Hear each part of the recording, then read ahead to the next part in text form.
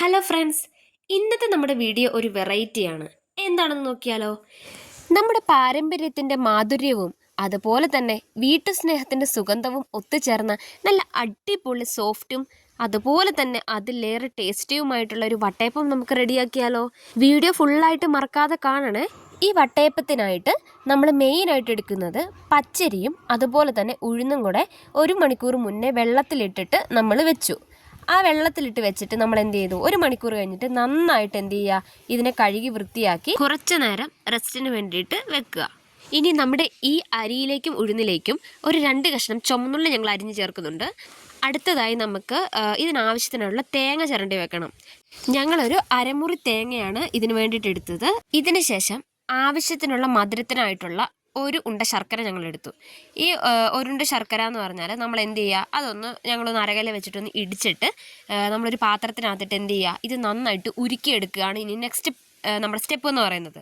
അപ്പോൾ അതൊരു കലത്തിനകത്തോട്ടാക്കിയിട്ട് സ്റ്റൗ ഞാൻ ഓണാക്കി അതിനകത്തേക്ക് കുറച്ച് വെള്ളവും കൂടെ ഒഴിച്ചിട്ട് എന്ത് ചെയ്യുക, നന്നായിട്ട് ഇതിനെ ഉരുക്കിയെടുക്കണം. അതായത് ഈ ഉരുക്കിയെടുക്കുന്ന എന്തിനാണെന്ന് വെച്ചാൽ ഈ കല്ലും മണ്ണും അങ്ങനെയുള്ളതൊക്കെ വരുമല്ലോ. അപ്പോൾ ഉരുക്കിയെടുക്കുകയാണെങ്കിൽ നമുക്ക് എന്ത് ചെയ്യുക, അതെല്ലാം നമുക്ക് അരിപ്പേ വെച്ചിട്ട് അരിച്ചെടുക്കാൻ പറ്റും. നന്നായിട്ട് അത് തിളച്ച് തന്നെ കുറുകി വന്നിട്ടുണ്ട്. ഇനി നമുക്കിത് തണുക്കാനായിട്ട് മാറ്റി വെക്കാം. ഇനി അടുത്ത നമ്മുടെ സ്റ്റെപ്പ് എന്താണെന്ന് വെച്ചാൽ, നമ്മൾ ചിരണ്ടി വെച്ചിരിക്കുന്ന തേങ്ങയുണ്ടല്ലോ, അതിൻ്റെ കൂട്ടത്തിൽ ഒരു പിടി ചോറ് ചേർക്കണം. ചോറ് ചേർക്കുന്ന എന്തിനാണെന്ന് വെച്ചാൽ, നമ്മൾ ഇതിനു വേണ്ടി കപ്പി കാച്ചുന്നില്ല.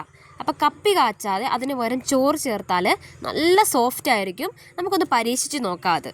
അടുത്തായിട്ട് നമുക്കിതെല്ലാം നന്നായിട്ട് അരച്ചെടുക്കാം. അരയ്ക്കുന്നതിനായിട്ട് അരിയും ഉഴുന്നും ഇട്ടു. അതിനുശേഷം നമ്മുടെ ഉരുക്കി വെച്ചിരിക്കുന്ന നമ്മുടെ ഈ ശർക്കരയാണ് അതിനകത്തേക്ക് ഒഴിച്ചു കൊടുക്കുന്നത്. പകുതി ശർക്കര ഒഴിച്ചു കൊടുക്കുക, എന്നിട്ട് വെള്ളം ഒട്ടും ചേർക്കരുത്.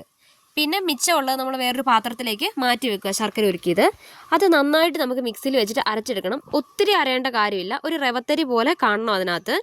എന്നിട്ട് നമ്മളത് വേറൊരു പാത്രത്തിലേക്ക് മാറ്റി പിന്നെ മിച്ചമുള്ള നമ്മുടെ തേങ്ങയും ചോറും കൂടെ നമ്മൾ എന്ത് ചെയ്യുക, ഒരുമിച്ച് അരയ്ക്കുക. അപ്പം ആ അരപ്പിലേക്ക് നമ്മൾ എന്ത് ചെയ്യുക, നമ്മൾ നേരത്തെ മാറ്റി വെച്ചിരുന്ന ഉരുക്കിയ ശർക്കര എന്ത് ചെയ്യുക, അതാണ് നമ്മൾ അതിനകത്തേക്ക് ഒഴിച്ചു കൊടുക്കുന്നത്.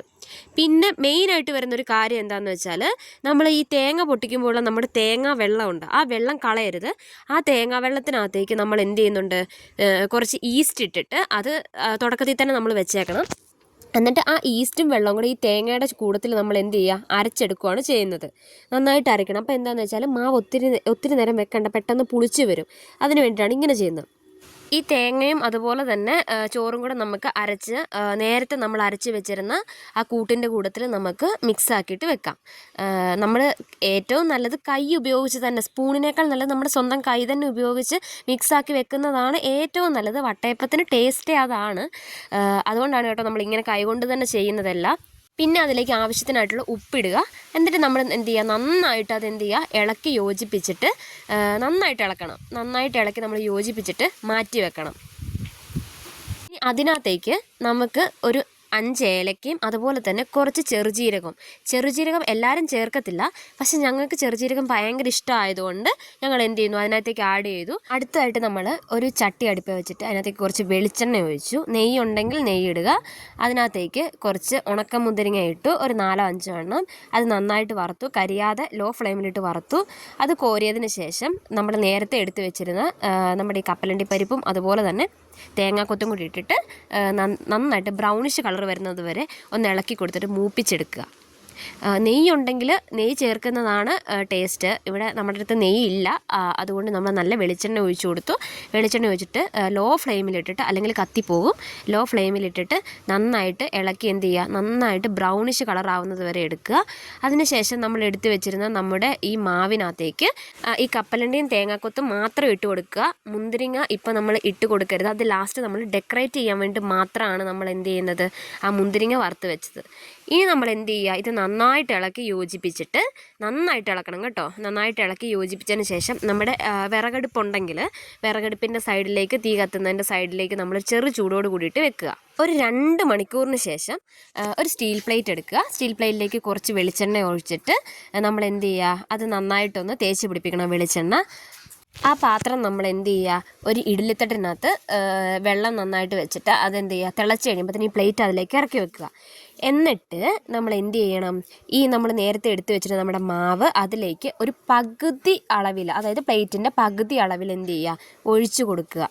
കണ്ടോ, ഇങ്ങനെ എന്നിട്ട് എന്ത് ചെയ്യുക, പകുതി ഭാഗം പ്ലേറ്റിൻ്റെ വെറുതെ വിടുക. എന്നിട്ട് നമ്മൾ എന്ത് ചെയ്യണമെന്ന് വെച്ചാൽ ഇതിൻ്റെ ഇഡ്ഡലിത്തട്ട് വെച്ചിട്ട് നമ്മൾ നന്നായിട്ട് അടച്ച് വെച്ചിട്ട് ഇത് വേവിക്കണം. ഒരു അരമണിക്കൂറത്തെ വേവിന് ശേഷം നമ്മൾ തുറന്ന് നോക്കുമ്പോൾ നമ്മുടെ വട്ടയപ്പം ഇതുപോലെ വരും. ഇനി നമ്മൾ എന്ത് ചെയ്യണം, ആ മുന്തിരിങ്ങയൊക്കെ നമ്മൾ എടുത്ത് വെച്ച് കേട്ടോ, ഡെക്കറേഷൻ ചെയ്തായിരുന്നേ. പിന്നെ നമ്മളിത് കുറച്ച് നേരം തണുക്കാൻ വെക്കുക. നന്നായിട്ട് തണുത്തതിന് ശേഷം നമ്മൾ എന്ത് ചെയ്യുക, ഒരു കമ്പ് വെച്ച് ഒരു സ്റ്റിക്ക് വെച്ചിട്ട് നമ്മൾ എന്ത് ചെയ്യുക, ഒന്ന് കുത്തി നോക്കുക. അപ്പം സ്റ്റിക്ക് ഫ്രീ ആയിട്ട് വരുന്നുണ്ട്. അപ്പം നന്നായിട്ട് ഉള്ളും വെന്തിട്ടുണ്ടെന്ന് മനസ്സിലായി. അപ്പം ഇതാണ് ഗൈസ് നമ്മുടെ അടിപൊളി സോഫ്റ്റും സ്വീറ്റും അതുപോലെ തന്നെ നല്ല ടേസ്റ്റുള്ള നല്ല വട്ടയപ്പം. എല്ലാവരും ഒന്ന് ട്രൈ ചെയ്യണേ.